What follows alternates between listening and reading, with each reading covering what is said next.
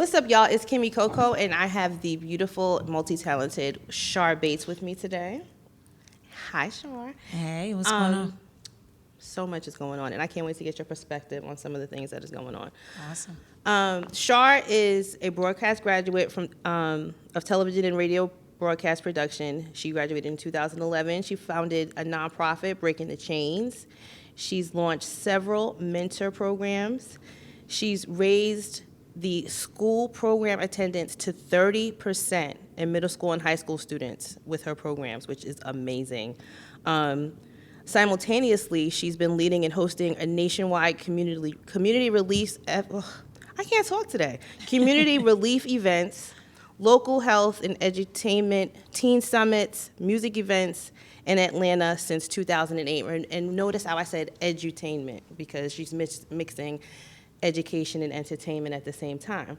She's also an indie radio pioneer who's interviewed a multitude of celebrities. She has hosted The Art of Radio. It's a music event where she interviewed music industry moguls. She's done red carpets. She's been on Cop Watch America. She's led and attended plenty of protests that I've seen and been able to attend. The most recent one that I have attended was, I think it was Hip Hop versus Police Brutality. Mm-hmm. And when I saw her and she presented herself initially, you know, I'm just like, everybody puts the word hip hop on anything that's black and young, right? I'm just like, okay, hip hop versus police brutality, okay, whatever. But no, when I got there, she actually presented it and represented the hip hop culture so well. I mean, she broke it down from the beginning, from the 70s, from the 80s, you know, just the artists in hip hop and what they stood for, and KRS-One and just everything. And I was like, okay, sis is to be respected, and anything that she puts hip hop on, it's well deserved. So I'm really looking forward to this interview. She's somebody that I follow on social media, and if you're not following her, you should follow her at Shar Bates. And, you know, get some culture with you and get some business about yourself, because she is really the truth. So, Shar, welcome. That was an introduction. What? I love it. Thank you so much for You're having welcome. me. I love what y'all are doing for the culture. Y'all are doing this for hip hop, and y'all are continuing conversations that need to be had that affect our daily lives. So I'm sure that people that do the type of work that I do appreciate you guys, because not everybody is willing to, you know, expand their platform for these types of truths. Right. Most people just want to turn up, so we appreciate this. That's true. You know, it's easy to, you know, get on a platform and turn up and talk about who's fucking who and who's dating who and who got shot. And I just, you know, there's enough of that. And I just thought that there was a time and a place that there needed to be some adult conversations being had. Absolutely. And I think that there's some important information that needs to be shared and discussed and broken down. And, you know, we can agree to disagree, but we're going to put the information out there. So whether you know, want to not participate or, you know, go off on somebody, whatever, the information is out there. We've done our part. So that's why I think having people like you, it's important to have you on the show. We've had a lot of people that were a part of Cop Watch America, specifically Cop Watch ATL, on the show, because I think that this is an amazing show. Thank you. It needs to be put back out there, and I know that BET isn't showing it right now. I think it maybe is it in rerun? What are they going to do with it? Did they say anything yet? I don't know. You know, honestly, I don't know what they're doing. They're in talks. We were in talks of having a season 2, but you know, stuff changed when you step on the right toes at the wrong time. Absolutely. In their opinion, you know, so honestly, I'm still like, it's still surreal that they even let us get on national TV to talk about what we were talking about. Yeah. But, you know, when you start making change on a national level, you know, people get offended. So, like I said, we stepped on the right toes at the wrong time. It's an election year. So, but it's actually, you know what's funny is that while BET is not showing it, it's actually several networks that are continuing to pick it up. And it's pretty much showing everywhere but in the United States. I get Really? I get DMs all the time from people asking about it and saying how much they love the show. People love it. So once again, we appreciate y'all support, you know. So, like I said, when the first time, that's not the first time I've probably seen you, but the first time I got to participate or actually, be in the audience in an event that you were hosting was My Vote is Hip Hop. And talk to us more, or let's, get into how influential, well, I mean, it's obvious, but how influential hip hop is on American history. I don't want to say on American culture because that's like, American culture, what's that? Is it the Kardashians? Is it Tupac? We created them though. Right. But yeah, absolutely. I agree with you. But I think hip hop is a part of American history. absolutely. So when the concept for My Vote is Hip Hop, what was the thought behind that? The thought behind My Vote is Hip Hop is once I started doing more research on, the prison industrial complex, COINTELPRO, all of these different things, I noticed a trend of what happened. And history shows that the government of the United States continuously use us against ourselves. And it was getting to a point where they couldn't contain it anymore. See, before hip hop, what they would do is kill the Black Messiah. We take just out talked Martin, about that. Yeah. take out Huey, take out Malcolm. But when hip hop came, it wasn't any specific leader. Right. And when hip hop really took off in the beginning, it was about, it honestly was about artistic activism and expression. Expression of how you feel through dance, through graffiti, through DJing, through MCing. And if y'all remember, if you look at the beginning of hip hop, it was fight the power and fuck the police, you know what I mean? And then you see how they tried to arrest, NWA, and they was trying to not put out their music and different stuff. But it got to the point where they couldn't contain it anymore because it wasn't just one person. Right. So what Yeah. they did is they, and you guys can look this up, it's actually on my page, but they had a secret meeting. I believe it was the early 90s or the late 80s. Anyway, when they started to do the private prisons and, to boost up the prisons, what they did was they had a secret meeting and they said, hey, we're pretty much going to go from, this activism, Positive. expression, of music and hip hop to gangster rap, to the promiscuity, to to us pretty much feeling they had already pumped drugs into our neighborhoods, you know what I mean? So they were like, okay, we want to talk about guns, bitches, hoes, and killing each other.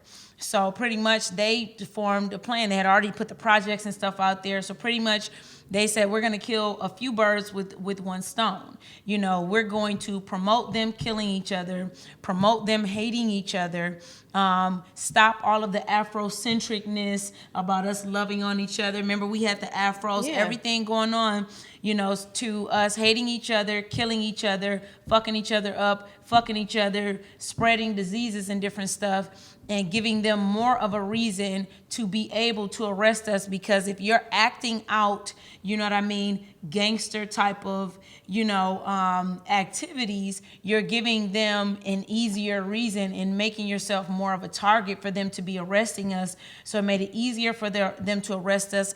At the same time, you got the stop and frisk with Bloomberg. This is why y'all need to not fucking be voting for him, because he don't give a shit about us. So I say this to add on to what you've said. There's a certain group of people that was born and raised in that area, New York, New Jersey, Connecticut, during that time. And if you ask any of us about Rudy Giuliani, Donald Trump, or Michael Bloomberg, we're going to tell you the same thing. They're all in the same game. They all have the same Absolutely. power structure. I mean, they all have the same mind frame. They do not care necessarily if it's black, white, Latino. It's more of a classism thing than a racism thing. And it just so happens that because of what you said, the prison industrial complex and how they promote it through hip hop, because more people can understand prison, the population growing, more people going to jail, they're using that now as a part of their campaign. every black person is not, you can't say, okay, we're going to reduce the prison population. Okay, yeah, we're going to stop bail. And you think that you're going to just appeal to every black person. You know what I'm saying? Prison is not the main concern necessarily for everyone. It is a concern for all of us. It's not number one to maybe the older black people. Maybe from 40 to 60, that voter telling them, oh yeah, okay, we're gonna reduce the bail. They might not be, that might not woo them as much as maybe like raising. Because they're not the target anymore. Right. You know what I mean? And to respond to some of what you said, I don't think that Trump more so, I think with Trump it's more solely classism, but with Bloomberg, he specifically targeted black and brown. He actually blamed the crime on us. Yeah. He blamed the housing appraisal going down because of us, all type of stuff. But I think more importantly, we just need to understand how they used hip hop against us. So when I created My Vote is Hip Hop, it was to pretty much, put a dent in some of the damage that was done by the government. We talk a lot about reparations, but honestly, I don't think we're ever going to get them, because if they really wanted to give us reparations, they would already fucking gave us reparations. You know what I'm saying? Like they didn't give the Kardashians family reparations. You know, for the Armenian. Yeah, that's none of our business. Right. Anyway, so with My Vote is Hip Hop, pretty much what we're doing is we're giving back to victims of incarceration. You know what I mean? Helping them with jobs. You know, helping them with their bonds, helping them with their bail, helping people get lawyers so they don't have to go to jail. That's our main goal, is standing in the doorway between the point where between where you get arrested and before you go to jail or before you're charged. That is the most important gap for us to provide, because if we stand in the gap right there, it doesn't get to the point of you losing your family and charged and being in jail, losing your time. apartment and everything like that. Well, that's great. That's great. So recently we've been losing a lot of hip hop artists early on in their careers. And so we were discussing this earlier, and we were thinking, is it a part of universal law? You get the energy you put back, or do you think it's a definite plot, like this is being done deliberately? I always thought, you know what, how do we know that these music companies aren't putting these guys out, giving them this platform, and then as soon as they're able to make money off of them, they're like, snuffing them out so they could take the money before they can claim it? Unfortunately, I think it's a multitude of things. Yeah. Depending on the person, you're going to make more money from them after they're dead. Like when you get to the status of a Tupac, or when you get to the status of a Nipsey, you're going to make more money from that person when they're dead, because of, y'all have to understand the way that the contracts and stuff is structured now. Back in the day, the labels were making, 80 to 95%, whereas now the labels are not making as much because you don't need the labels anymore. And, back in the day, so artists were making more money off of shows, where now it's a different type of situation, you know what I mean? So it puts the labels in a different type of stance. But I think at the end of the day, sometimes I think it's the labels, but honestly, I think it's us. You know what I mean? Yeah. I think that it's the energy you put out, like what your music is about. And we saw this, and people tell me all the time, oh, well, you guys, when you're hip hop artists, were talking about, guns and drugs and blah, blah, blah. And that to me is more of a reason why you should not. That is more of a reason why you should have perfect examples of, life and death being in the power of the tongue, because you see people that have named their albums Life After Death, or have made albums like Machiavelli and talked about, okay, when I die, blah, blah, blah, blah, blah, and then less than a year later, these people are dead. Like, is it life and death is in the power of the tongue? Are people taking that seriously? The tongue is very powerful. Absolutely. And I think that people underestimate that, because Absolutely. It's called words, it's called word curses and spellings for a reason. But at the same time, I also think it's such a level of jealousy that is going on. And I think it's such a level of envy. I think that, A lot of people don't want to work nowadays. You know what I'm saying? Like a lot of people want what other Instant people have, but gratification. they don't want to put in the work to be able to have it. And I think that that's a big problem. I think that our culture of, fuck him up, or, what I'm saying, take it from him. Like literally Future built an entire label and, business on, do y'all know what free bands really means? No. It came from them robbing free racks from other people. And I've talked to people from his camp about this. Like, that's what it was built on. You know what I mean? And it's like, why do we love that? Why is that so attractive to us? Why do we love, like, what is it about you that you turn on the radio? Because I'm going to be honest with you. One of my best friends got shot and she was killed. Rest in peace, Malika. And when she got shot and she was killed in her own restaurant, after that, I didn't want to hear any more songs about somebody walking up to somebody and blowing them in the head and AKs and GATs. Like, it was over for me. Like, every time I hear a song that glorifies that, it turns me off. No matter how many people you know or no matter how many people you see that meet this fate or fall to gun violence, you're still entertained by it. Why is that? Well, I think that we're conditioned on purpose to be entertained by it. If you think about it, you can't say anything about the LGBT on the radio. You can't say anything about, Jews on the radio. The only group of people that you can continuously talk shit about and about dying, killing, or, being put into this negative light is us. So when we think about that, and going back to what we were talking about earlier with politics, if we know that they're setting us up for the failure that we sign up for ourselves, why aren't we more aware of that? Why aren't we understanding? Okay, Michael Bloomberg did stop and frisk in New York, targeting blacks and Latinos. Donald Trump has always, paid less to the black and Latino workers at his casinos in Atlantic City. And he's always, not given the proper housing rights to blacks and Latinos in New York City. And Rudy Giuliani, we know he was fucked up. Like, just growing up in that era.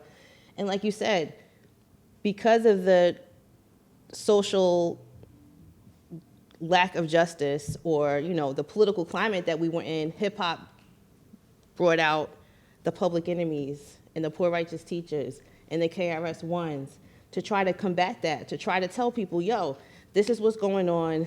This is what the government is doing. If we keep talking about this, then they're going to try to shut us down.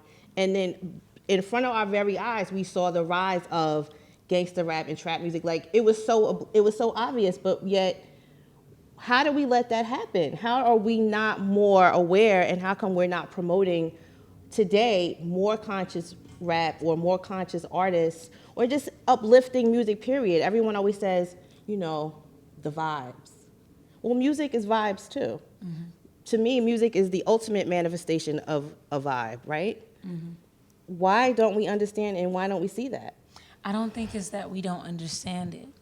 I don't think it's that we don't see it. I think that it's been glorified so much that they don't feel like they're going to be accepted if they don't. I think it's turned into such a norm.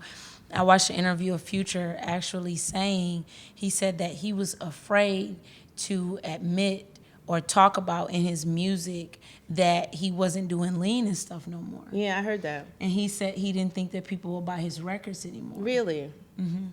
And if you think about the psychological, damage behind that, you know what I mean? It's like he knows that, like, for instance, we know that, a soulful album is not going to sell the same way a rap album is going to sell. Same as a rap album is not going to sell the same way a pop album is going to sell. I think that we're conditioned in many ways, for this to be like that. And I think until, more people that do have a name and do have a message and a voice speaks up, I don't know if it's gonna really change. You know what I mean? Like, we gotta actually make it cool to be making conscious. change be cool. Yeah, you know what I'm saying? Like, Well, I think you're doing that. Oh, thank you, Joe. I think you're doing that, and that's why I'm like, yes, girl, yes. Every time I see you, because it's like, make it be cool to be against guns and drugs. And when I say against guns, have your gun for your home and your protection. Yeah, of your now, family. because I will say, I'm all for you having protection. all I'm from for Flint, it. Michigan, and I don't think anybody should be taking away our guns. But you don't need to you don't need to just be having a gun just to be having a gun. At the club. It's so stupid for you to just be having a gun, pulling out on your IG. Like, you know what I wish?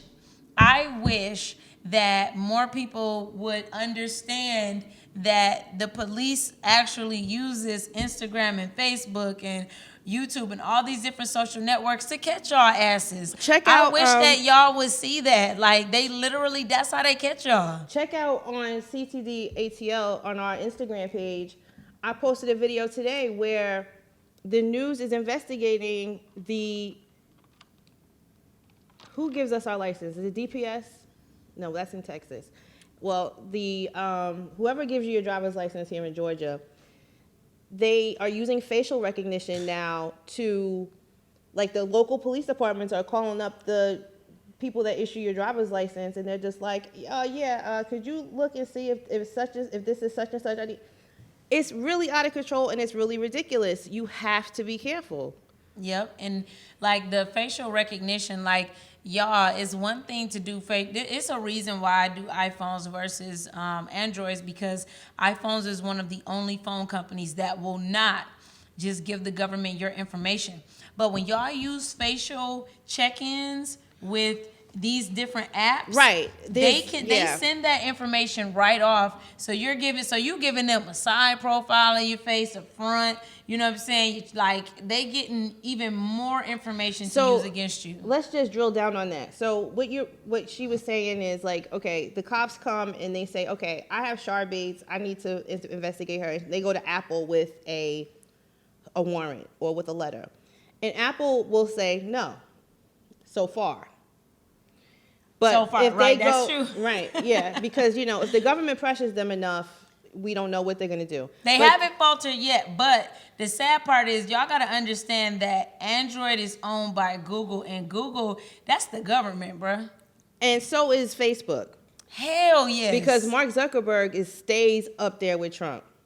Y'all better believe it. And if y'all haven't seen how many investigations they've had on Mark Zuckerberg, they're the reason why Trump was able to get away with so much bullshit during the last election, because of the ads and different stuff that was placed. So let's talk about that for a minute. I need y'all asses to be double checking these memes. Oh, please. Okay? Oh, please. Before y'all start putting out these memes, y'all be putting out so much false information. And I'll admit to it. You know what I'm saying? Like, when I first started, I would just be sharing memes and different stuff. But if it's okay if you find out that it's wrong, but once you find out that it's wrong, can you delete it? Can you delete it? Like, delete literally, it, my please. friends used to be hitting me. My friends that are researchers, they start hitting me like, Shar, that is not true, and would send me all this different information. But sometimes I would just be trying to just put out content or be the first person to put it out there. Listen, and I had to then when I went back and I was watching, like, oh my goodness, 30 people just shared that. I don't know who those 30 people shared it with. I don't know who those people of those 30 people shared it with. So you have to, influencers, y'all have to understand you are an influencer. Even if you don't consider yourself an influencer, if you're on social media and you share something, you know what I'm saying, someone who is an influencer could get a hold of it, you know what I'm saying, and share it to 10, 15,000 people. Now, you've corrupted some bullshit into all these people that's just not true. You know what I'm saying? For instance, whether you agree with everything Bernie Sanders does or not, it's a meme out there right now that says, oh, if you make over $29,000, Bernie Sanders is going to tax you up to 52%. Bro, that's not true. It's such a lie. And y'all have to understand that Trump and Bloomberg and these different intelligence companies that they have hired, they are counting on your ignorance, and they are going to share that ignorance, and they know that most people are not going to take the time to do the research. Don't be a freaking statistic. Don't be a freaking statistic. The latest one that I've seen that's total bullshit is that Africans are immune to coronavirus. Yo, Y'all can't be this fucking stupid. Y'all cannot be this stupid. Like, yeah. Come People on, man. sharing that. If you have blood, if you have skin, you can catch it. You know what I'm saying? And that's another thing about the coronavirus. I haven't put it out there all the way yet, but let me tell y'all, the coronavirus is worse than what they are saying. It has spread quicker than what they anticipated, and it was a planned virus. It is not something that just happened. They planned the coronavirus. It's books out there about this virus coming out 20 years ago. And if you look on like Lysol or Clorox, and it says that it kills coronavirus on surface. It does not. It does not. It's different strands of coronavirus. The one that they're talking about on the bottle is an old strain. Exactly. It's not, has nothing to do with the strain that's out there now that's killing people. I'm glad that you said that, though. Yeah. Because listen to this, y'all. You hear what she said? It's in a can, okay? So something that you can go into the store and buy right now is already in there. The thing is that means that it's been out there. So that's right there lets y'all know that they took something that they already had and created something that they wanted to do what they wanted to do. It's called creating a problem to provide the solution. You know what else is not being put out there? The head of the Department of Chemistry and Biology from Harvard was arrested last month. Why was he arrested? He was arrested because he was sharing trade secrets and giving scientific formulas and viruses and different information to Chinese government officials.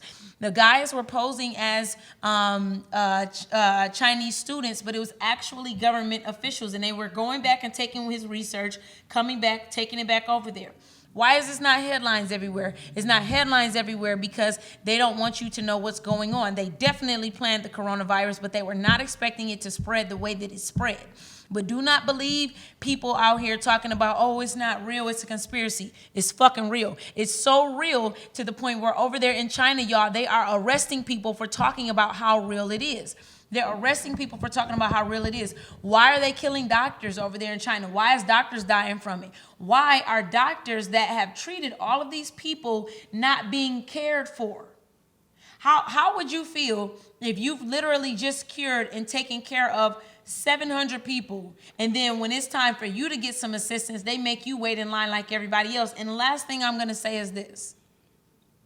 Y'all, they built a hospital in 8 days.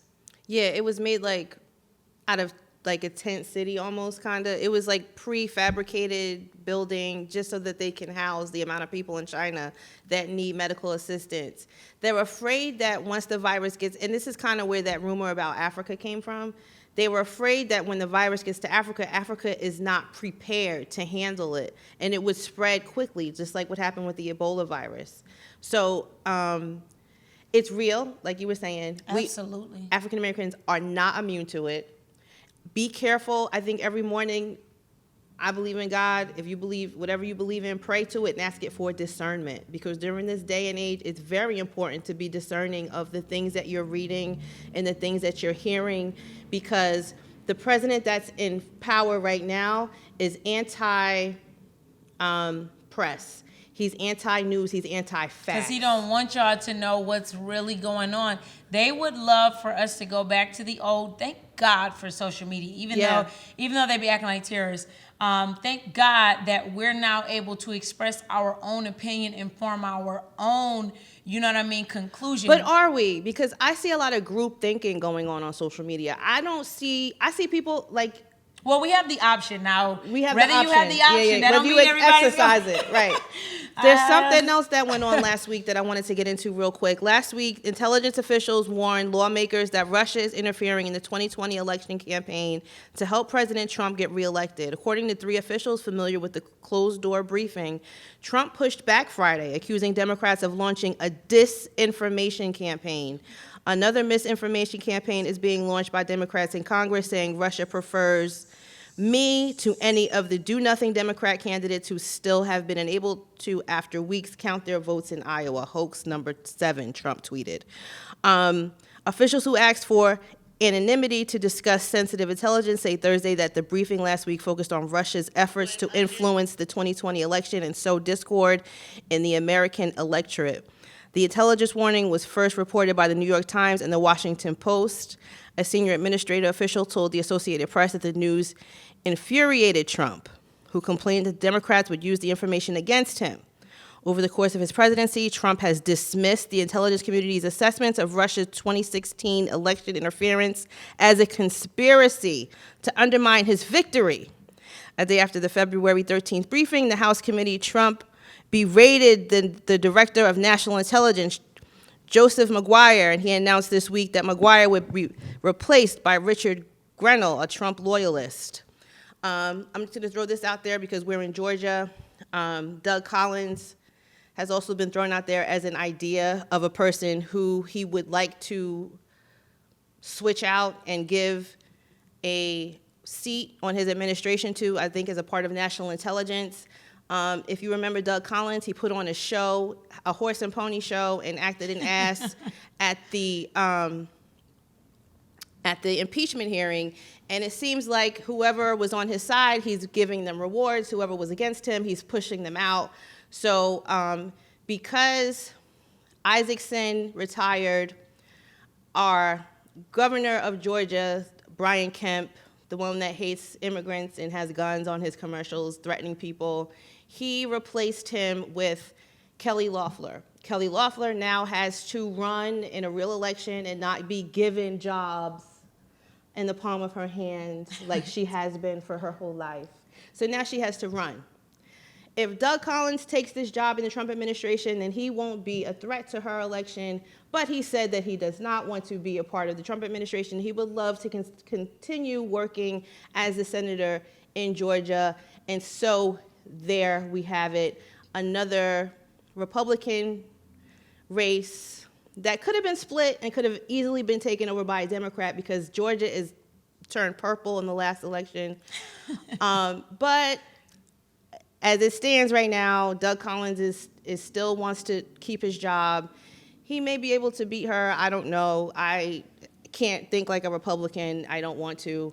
And so we're in for another fight here in Georgia. But as you saw, if you paid attention to what went on in the impeachment hearing, which he could be impeached again, let's not forget. Oh, really? Yeah, you can be impeached. As many times as you commit a crime, you can get charged. We just probably can't impeach him on the same phone call or the same charge, but he's done plenty of other shit since then, like firing people for honoring the subpoena that they were given to testify, and now he's getting mad at them for doing what they were supposed to damn do and testify in court. He could be impeached again. So when you think about the local election and how it matters, think about the person that's representing the state of Georgia in that building saying guilty or not guilty. Like, it all starts locally, right? So that's why, again, I love what you guys do. So yeah, pay attention. If you don't know something, and this is the thing about the social media, we love it, but when you get into group thinking, I think about somebody like Shaun King. Mm-hmm. Shaun King is very influential, very active. He helps a lot of people for the criminal justice fight. He gets people, he goes to bat for prosecutors in different states. You know, he gets people attention that have been victims of police brutality. Now he's a Bernie Sanders supporter, and all he does all day is Bernie 2020. So all those people that followed him so they could keep up with what was going on for that, now he's influencing them to be Bernie supporters. So if you're not a person that's into politics, you're a group thinker, you're just gonna go, I'm using him as an example. There are plenty of influencers that have turned now their influence into political support for a candidate. I think that's dangerous though. Unless do you think it's a good idea? I don't know, tell me. Are you a Bernie supporter? I take it. I feel like I just got put on the spot. I'm just asking. Here's the thing. This is very interesting. It's very interesting because I felt the same way. I was like, damn. Yeah. You kind of just turned into his campaign manager. Exactly. Okay, so here's the thing. Unfortunately, me personally, I am torn, honestly. I understand. On this election I totally right understand. here. Yeah. I'm torn because as a person who helped raise the millennial vote by 400% last year, trying to get Stacey Abrams elected while Kemp politely kept his Cheated. position, cheated, and was overseer of the election that he was freaking running in. Yeah. After that, I was like, okay, this doesn't matter. They're going to pretty much do whatever they want to do. And that's the place I don't want people sinking But, into now. yeah. Yeah. But the thing is unfortunately, I have to tell y'all today, I've been torn, you know what I'm saying? Because I can't say that I agree with everything that Bernie is talking about. I can't. You know what I'm saying? I have seen some other candidates that I like some of their stuff and that I wish would have gotten a chance to go further. I wish we had a minority or a woman, if I'm going to be completely honest. Yeah. We have at women. the same time, we have Elizabeth Warren and we have I like Amy Warren. Klobuchar. I like Warren. At the same time, I don't agree with any of their policies. I don't like how none of them are talking about reparations. I don't like how none of them, including Bernie, I don't feel like none of them really have a plan for our people. You know what I mean? I feel like expect them to though. You can't. I mean, that's my thing. Like people keep. yes, No, actually, I do you- freaking expect them. I- No, you know- excuse me. They should. Why though? Do I I, mean- Because do I they expect are them to? representing the no. country. Do I expect them to? No. Should they? Yes. Should we make them? Hell yes. But listen, with them putting a reparations thing together, how genuine is that? They're not in our struggle. So I understand a black woman or a black man having a reparations policy in their campaign, but I'm not about to listen to no white person tell me that they understand the black struggle. We understand the reparations. You ain't gotta understand our struggle. You've seen it. Bernie They has. see it, but If it's not- Bernie has been out there as long as he's talked about, he's been out there. That should have been the first thing on his campaign, especially with him being a Jew and him saying that we're still giving billions of dollars every single year for the Holocaust, something that did not even happen here, something that we actually helped eradicate. Hell yeah, he should be the first person talking about some goddamn reparations. I just feel like it's not their fight. That's just like That is their fight. That's just like asking a rich millionaire that's never been poor to stand in the shoes of a homeless person. You know why it's their fight? Because he's running for president of the United States. Of course. But That's why it's his fight. And if you're saying that you understand our struggle, you know why it's his fight? He's made it his fight since the 60s and 70s. So why is that portion not his fight? No, listen, you know what I mean? That's my problem. I'm not saying that they shouldn't have that in their policies or whatever. I'm just saying I'm not expecting them to. I don't they're not expect for about to anybody sell to me do on them anything giving- for African But no, Americans they're not because ain't about to nobody sell did me on shit. reparations because I don't feel like it's coming from a genuine place. I think they're just doing it because it's a buzzword. If we talk about reparations, we I gonna get don't black give a people to damn vote. where it's coming from. Oh, I just won't want them it to lie to done. me. I'd rather not. I'm not. But about I to don't vote think for it's nobody gonna. that lie. I honestly don't think it's gonna happen. But let me just say this. Here's the thing. Out of all of the candidates, I think that Bernie does have the best chance of beating Trump. And I sat down with one of the Democratic leaders today, and you know what she said to me? Because she heard how I was kind of on the fence, and she was like, "Here's what I need every black person to understand." She said, "Bernie is either Bernie or Trump. Period.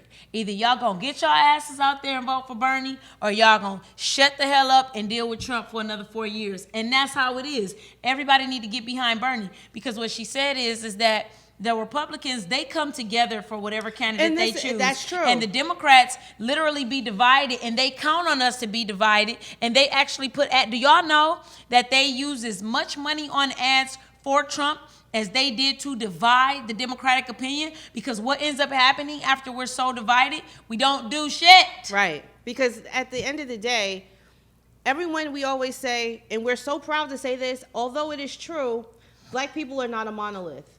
But guess what? When it comes to politics, Republicans are.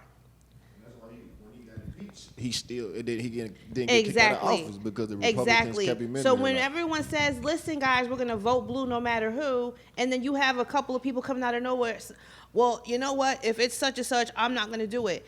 But you know what? Too, you got to think about it. Bloomberg, although he's running as a Democrat, he ran for mayor as a Republican. This is what y'all need to understand about Bloomberg.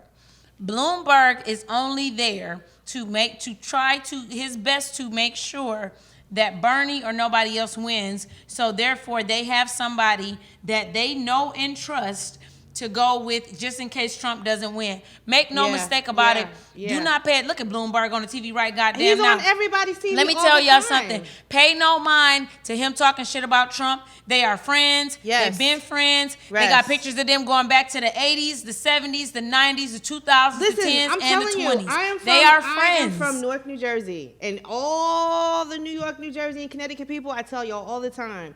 If you talk to somebody from that area that are between the age of like old as hell, whatever, grandma, until about 35, 40, they're going to tell you they're all three peas in the same pod.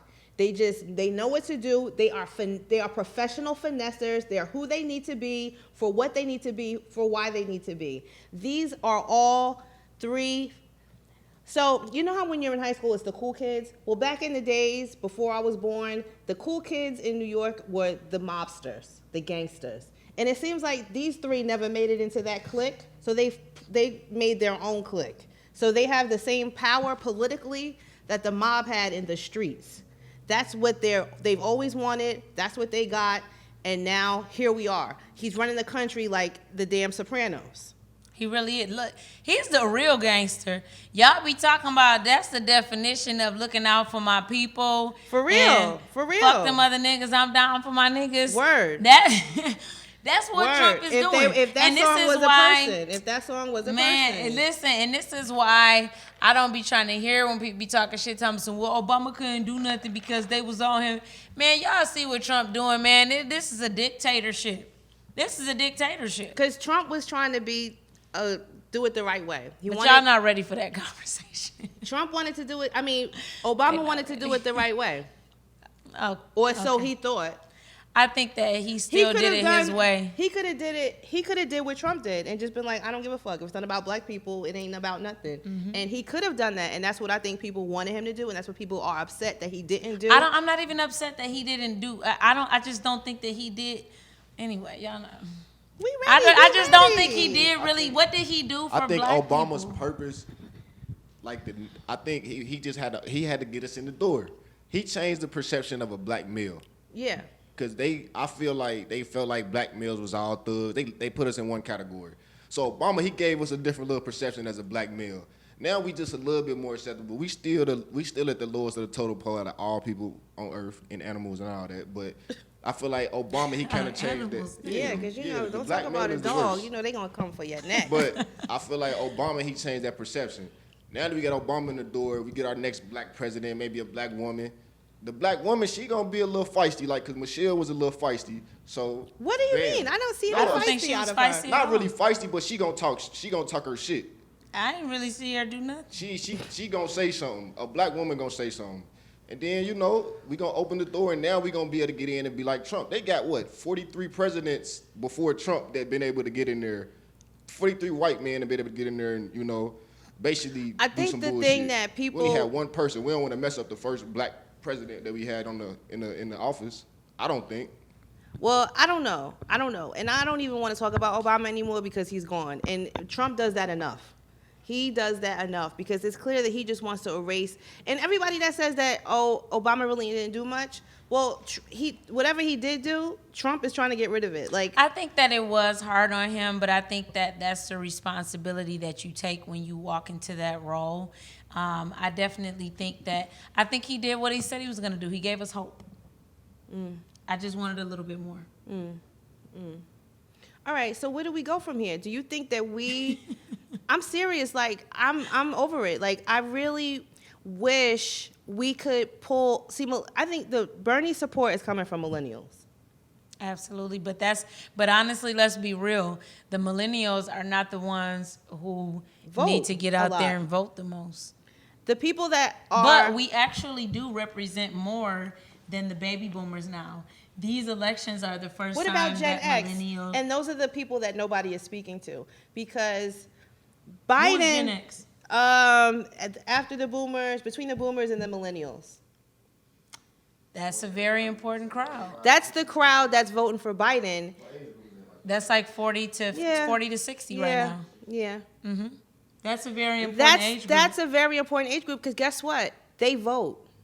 That's And true. guess what? They're still in the workforce. And guess what? They're about to retire. That's what he's working class. Because millennials, like this job shit, like millennials. We ain't trying to hear it. Nah. We trying to work smarter, not harder. We going to jobs with a purpose. Like, oh, I'm only gonna be here for about a year, you know, and I'm about to go to the next thing. Like, the workforce is y'all. Like, so the Trump people that he's talking to that. So is Joe the Gen X. Biden. Joe Biden is talking to that group of people. Joe Biden is talking to those people because of name recognition, even if you're not into politics, just because you loved Obama, he thinks that he's just going to scoop up the people Can that. we talk about Joe Biden? He gets on my nerves. Me too, girl. Oh Me my too. goodness! Every time he talks, every he talks time. some. I'm the only person, and speaking from a person that shut the hell up. Shut up, Biden. Shut the hell up. I can't deal with Joe Biden. Oh, and you didn't do all that shit that you did. Now I'm gonna tell you one thing that Sean King do. He be breaking down all Biden lies all the time, and I be cracking up because I know you lying. But you know what I'm pissed about? If everybody knew all this bullshit that Biden did, why ain't nobody say nothing while he was running with Obama? Because we didn't care. Nobody cares about the vice president. Who's the vice president right now? Do y'all know his name? Pence. What does he do? What does he do? I know exactly who he is. What does he do? Be racist. What does he do besides be homophobic and say that he doesn't want gay marriage? What else does he do? He doesn't want the gays to buy a cake. That's all I know about him. I don't know anything about him. That's true. And God forbid something happened to Trump today, he'd be the president. We don't pay enough attention to who the vice president is. Yes, we need to pay. Who? Matter of fact, I'm glad we're saying this because who the hell is running with Bernie? Nobody yet. And that's the thing. I'm hearing Stacey Abrams' name be thrown around a lot. Okay. I'm hearing Kamala Harris's name being thrown around a lot. I'm tired of y'all wanting black women to save everybody all the time. That's just my personal opinion. You guys always want. I don't want Kamala Harris either. Because she wasn't shit as a prosecutor. Y'all got to do research on these people. Joe Biden recently said that he was arrested in South Africa on a visit to see Nelson Mandela. He has. Such a liar, I'm not joking. This is real. This man is a fucking liar, bro. This is real. Somebody needs to fact check his ass every time he speaks. He's a fucking liar. He never mentioned the arrest before, and the person who traveled with him doesn't recall the arrest either. Do you know how much press he would have got if he? Oh my God. Joe Biden went from talking about corn pop down at the swimming pool to going to the black church saying he ain't no ways tired. Pause. Did you see that? Pause. No ways tired? Pause. Can we talk about the black churches accepting money from Bloomberg and arresting these candidates who ain't shit? Can we talk about the black church not doing shit for our community, but then you letting these political people walk into your church and tell your congregation who to vote for? Can we talk about these black churches that don't do shit?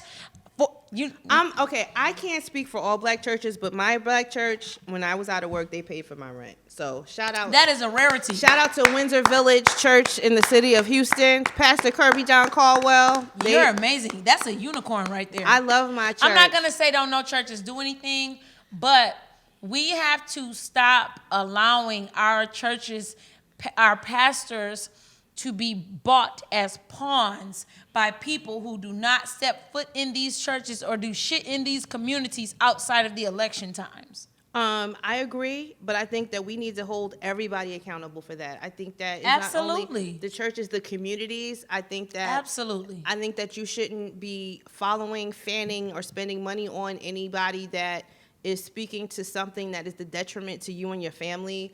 I don't think that we should put our money, our attention, our vote, our Facebook like, our Instagram like, a heart, a comment, a dash, a period under anybody's post that has anything that is the detriment to you, your brother, your family, or your children. That's just me. We are talking about the government, but this also goes to your day-to-day life, because your vote at the ballot, to me, is just as equal as your like on Instagram, your attention on anything. Short term, though, like when it comes to like the church the pastor being bought out, even just the post you put on CTD the other day where it said Bloomberg is giving $2,500 to people. people thinking about their situation right now, like, and they like, man, I'm People, about to take this people had 2,500 no and I'll problem vote for this saying man. I want it. Yeah. I posted a post the other day. In the city, in the state of California, Michael Bloomberg is paying upwards of $2,500 for you to join his team, his social media team, to get on social media and post and praise him. And there was no shame in anybody's game. Everybody got on Instagram. I see. Everybody, all of those people Keeping it need to be short term. questioned, y'all. Anybody that is accepting money or going along with it need to be questioned. They need to be held accountable. Like this is everybody to be written in a book. Oh, okay. You took $17. Okay, all right, so you agree? Okay, thank you. We need to be keeping records, what they call it, Akashi files. Yeah. We need to be making files of all of this, y'all. Listen, I ain't gonna lie though. This is what's sad. It's hard to turn down money for something, even if you don't agree with it when you're in hard times. Absolutely. You know what I'm saying? Like, y'all don't understand how hard it was. I'm not even gonna say how hard it was. It got easier, but it was not an easy feat. You know what I'm saying? Like, I could have been on FM or TV a long time ago, y'all, but guess what they told me? I need to stop talking about police brutality. They was like, you need to cut it down to about this percentage. You know what I'm saying? But I'm going to tell y'all something about staying down. I've been in this industry 15 years. Ain't nothing but God that the very thing that they told me is the reason why I'm not on FM and I'm not on these national platforms is the very thing that got me on a worldwide platform. You got to stay down and true to your cause of what you. Now, I'm not going to make it seem like it was easy. You know what I'm saying? I also didn't get on the casting couch. Me not getting on the casting couch and not being willing to stop talking about police brutality is why I didn't have bigger opportunities. How people that know me and know how long I've been in this industry, like, oh, you supposed to be, woo, woo, woo, woo. You know what I'm saying? I could have been, but I wasn't willing to do those things that people behind closed doors have done. Because the thing is, once you do that, Yeah. they can hang that over your head, and then as quick as you got it, it can be snatched away. Absolutely. And you bet your ass best to believe if you do it for one person, this industry is very small. So everybody's going to be expecting you to do it. As soon as you don't, your ass is out of here, okay? So, no, I refused. But, that I stayed true to my destiny, and the very thing that they tried to use to hold me back is the very thing that got me on a worldwide platform is people that I will never meet that have seen me, that are sending me praises, that I'm on their screens. Y'all, they got me in French. I don't know how to speak French, bro. You know what I'm saying? I'm on BET France, BET Africa. Like, literally, it's translators out there translating my words on TV. You know what I'm saying? But I'm not going to make it seem as if it was easy. I'm not going to make it seem as if I didn't have downtimes. I'm not going to make it seem as if I didn't go into depression about it. That's the part that they don't tell you. They tell you to stay down, but they don't tell you how hard it's going to be. So I'm not going to make it seem like it's not easy. There's going to be a time in everybody's life where you're going to have to decide whether to compromise your values and your morals or not to. I mean, we talk about this all the time. Sure, we could probably have hundreds of thousands of more followers if we were talking about bullshit, because people like bullshit. I understand that people use the internet as a form of escapism. That's wonderful. But there are also those of us that don't want people to spend so much time in the escapism mode, because there's some shit we need to deal with, and we need you to help us. So that's why I try to, everybody that has some positive influence on the culture, come on to our show. I don't necessarily need to interview every stripper that bounces her ass. Why? Because I don't give a fuck, number one. And number two, I just don't see how that's moving the culture forward. So always, like I said, your vote is just like your comment on somebody's post. Do not, if that's not what you want to bring more attention to, if that's not what you want to promote, hey, have your fun, do your thing. But your entertainment to education ratio, sometimes we need to shift it. You know what I mean? And if you can do both, like my sister right here, and quote unquote, like Kara's one, edutainment, that's even better. If you can find a way to express yourself and educate as well as inform somebody, that's what we're about here at CTD, at Innovative Black Station. We just really want to have people informed and, make it cool, because I can understand how intimidating some of these political shows are. You know what I mean? They get on there like the pundits and the Democratic caucus and the primary, and you're like, what the fuck is that? Who do I vote for? When do I vote? Leave me alone. And we just want to make it simple. So it's important to be, everybody's like, you need to be at the table in those rooms, in this chest, and it's not checkers. Go then. Go downtown, because let me tell you something. Those people work for you. The senators, the governors, the mayor, their doors are supposed to be opened. So go down there and you know, give your plight. So, unfortunately, y'all, in this election right here, honestly, whether you agree with everything that he's saying or not, the only candidate that really do it, it's a reason why Sean King is behind Bernie, because he's the only one that really has a real chance of beating him. The thing that So I don't hate Bernie. I don't hate anyone. hate Bernie. Here's the thing. I don't hate Bernie, but I don't like being pushed into a corner. Right. And unfortunately, right now, y'all, we're being pushed into a corner. You know what I'm saying?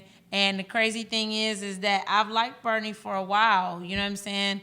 But unfortunately, where we are right now, y'all, we're going to have to come together, you know what I'm saying, and get behind one candidate, because if we put 10% behind this person, 15% behind that, 7% behind that one, nobody's going to win, and it's going to go to them. So we either got to choose one candidate that everybody gets behind, or we're going to deal with Trump and everybody. Did you watch the debate?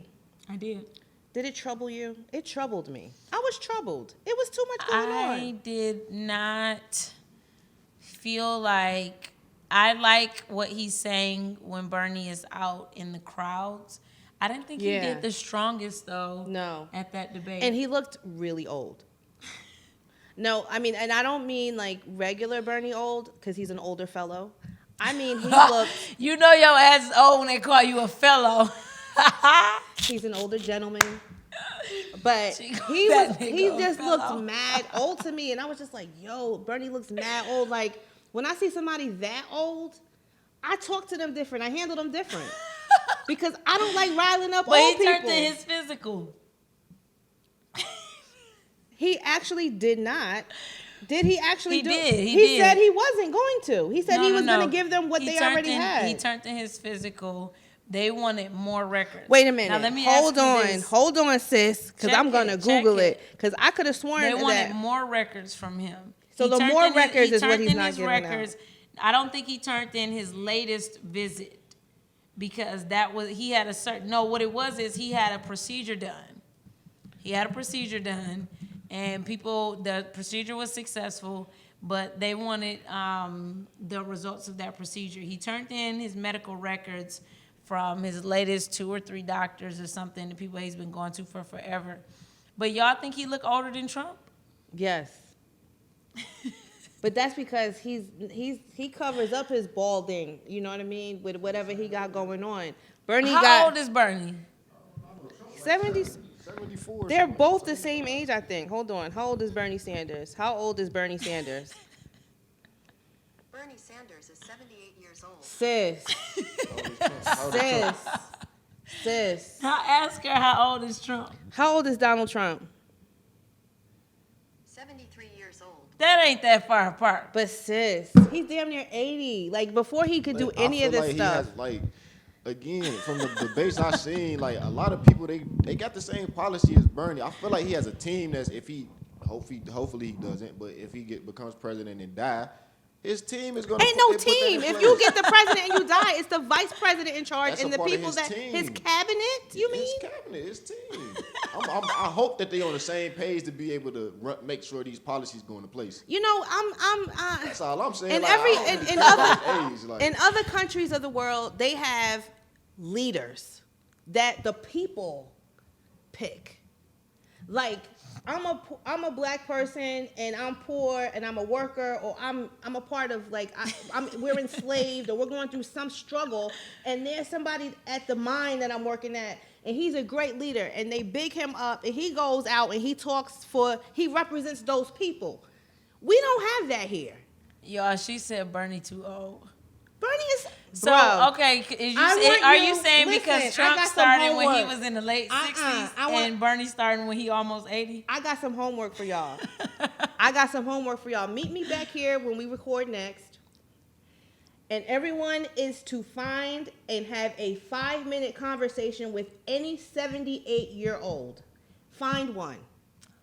And talk to them for 5 minutes. Meet me back here When we were, What are we trying to accomplish with this? I just want you to tell me I done did it before, how the like- conversation went. What was the mental capacity of that Listen, 78-year-old? I got a grandma that's 90 years old, and she's a farmer, and she's still very active on the farm. And when I see her, she knows exactly who I am, and she knows exactly okay, what's My auntie is 84, and when I tell you she still drives, Yeah. you know what I'm saying? Like, I get it. But do you want her making world-class decisions? Do you want her traveling to countries all over the world to represent you? If that's what she's doing, like I say, my grandma's a farmer. She's a farmer, so I trust her running the farm. Are you sending her to Czechoslovakia to No, but represent that's your not what country? she I don't does. want But Trump doing it. But listen, Bernie, he's a politician. He's been doing this for the last however 80 years. So you feel me? I trust him. Actually, because this is a not part of an his living. response. Actually, he hasn't. Actually, he's been in Vermont. He's been like, whatever he is in Vermont. Y'all feel like Bernie too old? Can y'all comment? Yeah, they do. She said, When did he get started? don't in tell politics? them how to years feel. old. Don't tell them how to feel. Sorry, get started y'all. in Make your politics? own decisions. Use your discernment. I'm sorry, Jay Black. What When was did he get that? started in politics, Bernie?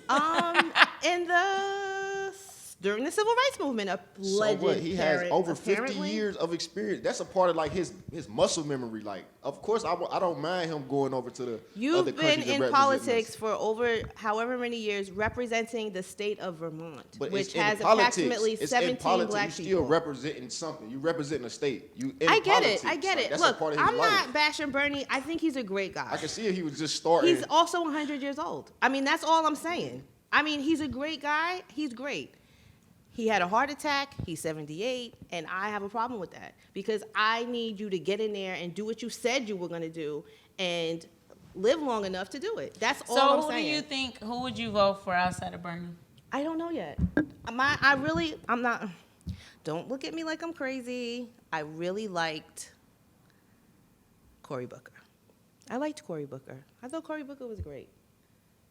But I'm from New Jersey, and I Ask see. her where she's from. Ask her where Cory I'm Booker's from New Jersey. That is and so biased, bro. And I really thought that That's he like did a somebody great saying, job. "Who do you think, Shar?" Oh, anybody from Flint, Michigan. Has anybody ran?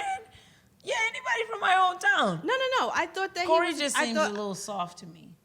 He's not soft. He's very stern. He's very stern. I liked when he went off. When he goes off, he goes off. He knows how to go off.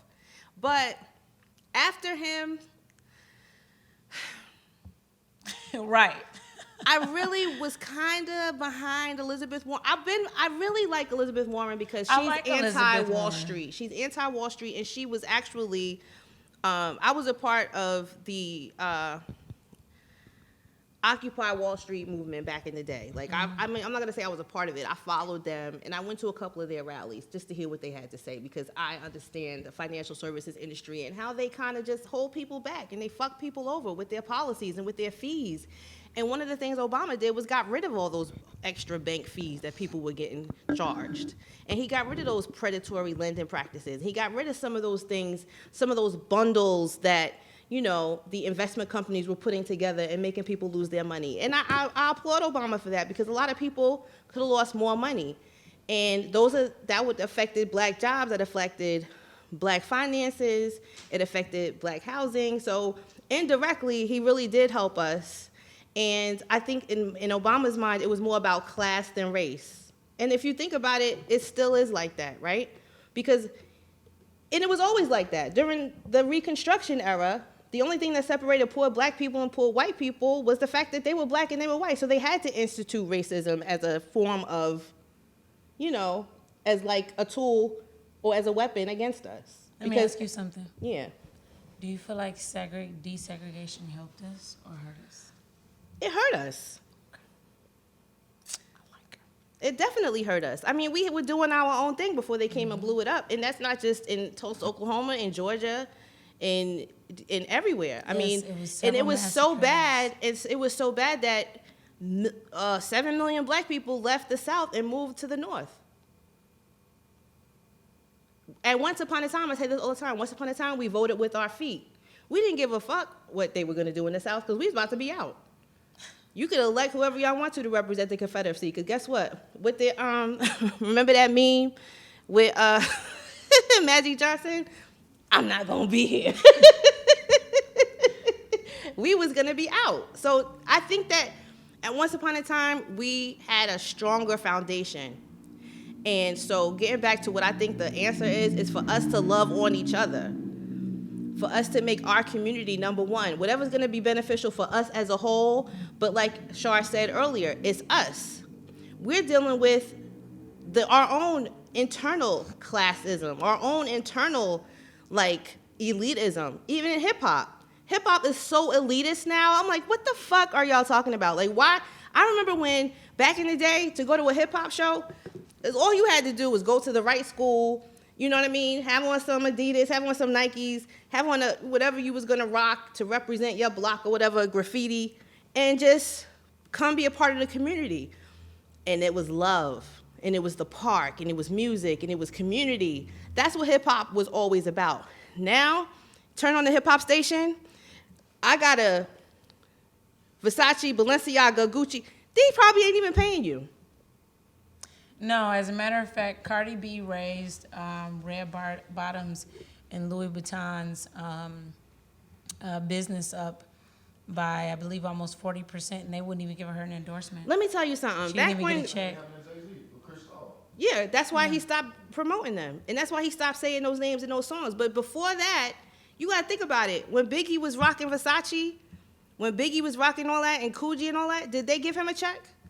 When Lil' Kim had on all that, well, even though it was fake, when she had on that, I'm saying in the 90s, sure now she's not. But, you know, when they first came out, when they was wearing all that Canal Street shit, they was still, you know, promoting the labels, but they wasn't getting paid.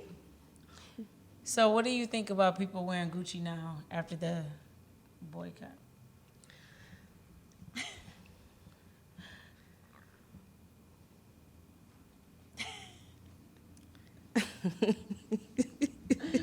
I think I feel the same way about them wearing it after as I felt as I did about them wearing it before. Because it's like you have to put on that name. It's kind of like you're trying to hide something, or you don't feel good enough about yourself to represent yourself, so you have to put this label in front of you so to make people think that you're super cool. And they kind of just don't want you to do that because they think that you're lessening or cheapening their brand, even though now, because of Dapper Dan, they took the bootleg shit and now made it official, you know, so the tables turned on that. But I think they just used him just like, you know, Bloomberg or whoever else is in power is using anybody. They pander to black people. They pick one black person and say, okay, guys, we're on your side because we're cool with Jay-Z. Or, you know, okay, guys, we're on your side because, hey, look who's, you know, Cardi B is promoting us. So, you know, I think it's all dumb. Pick a black label and promote it. Absolutely.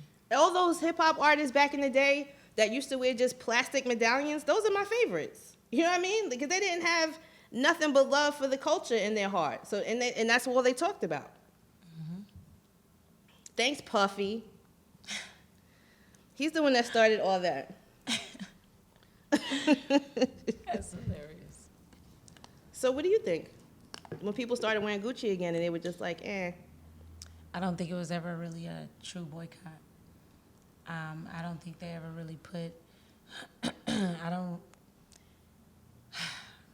first of all, you can't do a boycott for 3 months and stop it as soon as they promise to do something without them actually following through on it. Well, It was no follow-up. Were you there that day at the boycott meeting at the gathering spot? Not at all. Okay, I was there. And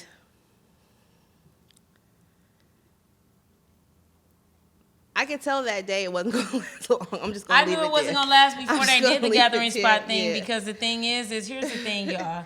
You can't, that's just like me saying, I'm going to boycott the Jordan 13s, but the Jordan 10s, the 11s and 12s, the 9s and 8s are fine. We're not going to touch those guys.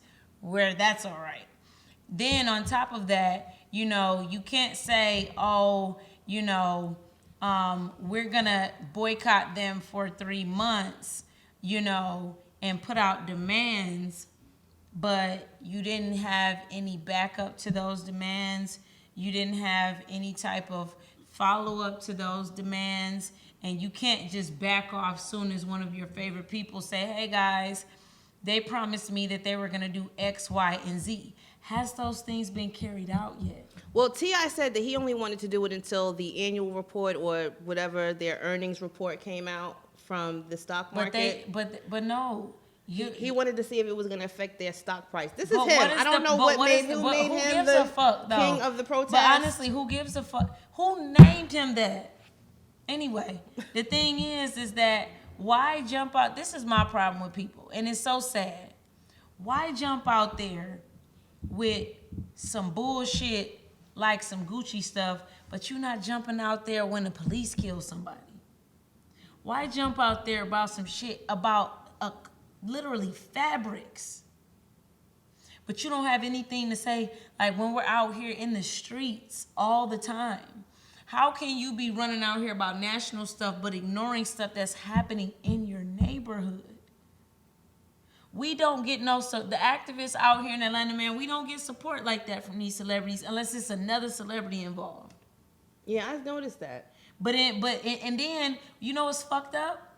They talk about it in the songs once in a while. One celebrity jumps on board, and then they get all the credit for all this work that Isn't we've been that doing for crazy? years. That's crazy. When you see my people out there in New York, they out there thousands. Because that's what we do. Shout out to Cop Watch Kymmy, because she is... That's my baby. She love probably her. watch. I never met her. I talk to Kim every day. Can you tell her I said hi? Because I sure I will. follow her on Twitter. I'm gonna call her and, before I leave. Yeah, I like her. And you know, I'm just gonna tell you, we were raised like that. Like, have you seen Who Killed Malcolm X? Absolutely. Okay, It was that's very deep just and very profound. I find it that in the tri-state area, there's some revolutionary spirit that's been going on ever since Oh, then. she's an abolitionist, and she makes that clear. She's an abolitionist. But here's the difference. Atlanta is very Hollywood and cliquish, and see Yes. the difference it's is sad. people Atlanta don't want to move on nothing if it's not a celebrity name attached to it. But Atlanta also does not see the importance of police brutality until it affects them. The difference between places like here down in the South in New York is that New York is dealing with police brutality at a mass rate. You walk outside your house, you're dealing with police brutality. You know, so everybody in New York has either dealt with police brutality, they know somebody that has dealt with it, or they've seen it. Down here in the South, it's not as rampant with police brutality. Contrary to what people think. It's funny because I was having a discussion about this last night, and they tell us, well, isn't it like that everywhere in the South? No, it's fucking not. You know what I'm saying? And the thing is, it's not so easy in the North everywhere. You know what I'm saying? Up in New York, they're dealing with police brutality every day. Down here in the South, it doesn't affect them until it knocks on their front door. So nobody cares down here. All everybody look at is, oh, well, you know, all the celebrities down there, you could be in music, you know, you could be in the videos, you could be in movies and TV, but they're not paying attention to the fact that it's been almost 100 police shootings in the last year. You know what I'm saying? Like, they're not paying attention. How many rappers came to Atlanta and got arrested in the last year? This is what I'm saying. But see, nobody cares until it happens to the baby. Nobody cares until it happens to A$AP Rocky. No, which is interesting enough because A$AP Rocky was talking shit. Yeah. Remember we were trying to get him involved? Yeah. He told him, I live in the hills. That Yeah, doesn't happen to yeah. me. Oh, but your ass gave a goddamn when you got arrested. Anyway, the thing is that in New York, it's affecting them at a mass rate. Down here, it doesn't affect them as much. So it's easy to get more people out in New York into the streets. Down here, you know what I'm saying? It's sad, but like it's such a facade. Nobody don't care if it's not a celebrity involved, and then a celebrity could walk on and literally change the whole thing, and then they get all the credit for this person over here that been working on this shit for 4 years. We saw it happen. We saw it happen here in Atlanta during the Super Bowl. When the Super Bowl was here in Atlanta, we saw it happen in the NFL when Kaepernick was protesting. Then all of a sudden, Jay-Z got involved and snatched it away from him. We see it happen on the day-to-day basis. You just, we got to care more about each other, y'all. Yes, we got to treat everybody's problems as our own. We You know what I'm can't we saying? can't wait until it gets to the point where it's so bad, which this presidency could put us in that position where it's so bad for us that now we have to sing freedom songs and struggle songs with the songs that hip hop used to be. It's like we got so comfortable, and now all we can talk about is how high we get and how much money we get and how many hoes we get and how much ass we get. But we don't want the politics to start reflecting that old time way where, you know, we really couldn't even get played on the radio. There was a time when I was growing up when there was only 2 hip hop stations and they were on their ass. There was a time when the government was trying to shut hip hop down because the lyrics were too violent for them, even though they're the biggest perpetuators of violence in the world. But we could go on and on and on about that. We're going to have to wrap it up because time is running out. I know it is because I looked at the clock and it's like getting later and later. Sister Shar, you are a friend to the show now. Oh, thank You are welcome to come back anytime. You can come every Sunday if you want to. What do you have going on? Because I know that you guys are working on some stuff. Whatever you can talk about, because I know some stuff is too big for TV. You're so funny. No, this upcoming Sunday, My Vote is Hip Hop is launching our first reparations campaign. If you have come to an ATL house party and got your ass spanked in some spades or spanked in spades and supported, you are part of this, so you should celebrate in this. This next Sunday on March 1st, we are giving back to victims of incarceration. We have 6 people that recently was just released from jail. And we're going, some of them were in there for under a year. Some of them were in there as long as 17 years, y'all. So what we're doing is we're providing them with haircuts. We're providing them with clothes. We're providing them with shoes. We're providing them with interview outfits. And we're also providing them with job resources. So we need your help. I have all of their sizes. I have all of their ages and information. If you guys want to give, I'm asking for 12 people to donate $100 or 24 people to donate $50. Listen, I would love for y'all to donate some of your stuff, but I would prefer it to be brand new. If you donate some of your stuff, don't give me no crash ass shoes. I'm just gonna go ahead and put it out there. Don't hand me down dirty ass old clothes that you know you would not still wear. Give me something that is gently used or not crashed. Give me something that you would still wear yourself or you would be okay with your children wearing. But I have some stuff, and I think that whenever there's a giveaway for clothes and stuff like that, there's a need for plus size clothes for women. Let's not forget the plus size clothes. Yes, and we're actually, here's the thing, y'all. While for this event, we're supporting 6 specific victims, we're launching and opening our own clothing pantry. So this means that if somebody is homeless or if they, have recently been incarcerated, or if you just need help, you can come to our clothing pantry and you can get whatever it is that you need to get you going. We have to start taking care of our own. This is what I'm talking about. We can't wait on them to give us reparations. We got to do it ourselves. So we're trying to give our men a reset. Our black men have it on. I hate saying black. We're trying to give our melanated men a reset. They have it hard on them enough. So we're just trying to give them a reset to get back out there into society and let them know that we love them. We are encouraging them. I have some amazing